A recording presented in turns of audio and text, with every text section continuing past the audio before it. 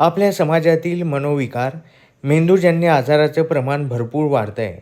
मानसिक वैफल्यता, एकटेपणा, social media, मोबाईलचा अतिवापर यामुळे मानसिक आजार वाढत आहेत. यासोबतच बुरशीजन्य आजारही वाढत आहेत आणि या रोगांवरील औषधंही भरपूर महाग आहेत. संभाजीनगर येथील श्री सरस्वती भुवन विज्ञान महाविद्यालयातील रसायनशास्त्र विभागातील प्राध्यापक डॉक्टर रंजना शास्त्री यांनी एक इनोव्हेशन केलं आहे, ज्यामुळे बुरशीजन्य आजार, मनोविकार, मेंदूजन्य आजारांवरील औषधांच्या निर्मिती प्रक्रियेत अधिक सुलभता येऊ शकेल आणि या औषधांच्या निर्मिती प्रक्रियेतील खर्च कमी होऊ शकेल. यासाठीची केमिकल प्रोसेस त्यांनी विकसित केली आहे. या प्रोसेसला अर्थात या प्रक्रियेलाच केंद्र शासनाच्या वतीने पेटंट बहाल करण्यात आलं आहे. याबाबत जाणून घेऊया डॉक्टर रंजना शास्त्री यांच्याकडून. भारत सरकारने 3-मिथिल 3-इथिल 1,2-बेंझ आयसॉक्साझोल हे केंद्रक बनविण्यासाठी मला प्रोसेस पेटंट दिली आहे. ह्या केंद्रकाचा उपयोग खूप आहे. हे केंद्रक बुरशीविरोधी, मनोविकार विरोधी, जीवाणू विरोधी तसेच दाह विरोधी आहे.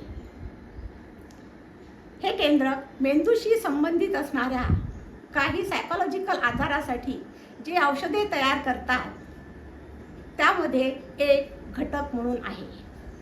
हे सर्व औषधे कॉम्प्लेक्स असतात, कॉम्प्लेक्स मॉलिक्यूलने तयार केलेले असतात. त्यामध्ये हा एक घटक आहे. उदाहरणार्थ रिस्पेरडोन, पॅलिओपिरिडिन, इलोपिरिडोन वगैरे. 3-मिथाइल 3-इथाइल 1,2-बेंझ आयसॉक्साझोल तयार करण्याची पारंपरिक पद्धत जी होती त्यामध्ये वापरले जाणारे रसायने हे तयार करणाऱ्याच्या शरीरावर घातक परिणाम करतात, तसेच पर्यावरणाचे देखील घातक परिणाम करतात. त्याप्रमाणे ही प्रक्रिया जी आहे ती 2 ते 3 टप्प्यात होत असते. त्यामुळे बराच वेळ जातो.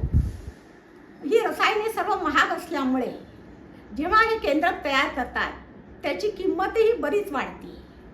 परंतु नवीन केलेल्या संशोधन पद्धतीमध्ये जी मी केली आहे त्यामध्ये रसायने जी वापरली ती स्वस्त दरात वापरली आहे.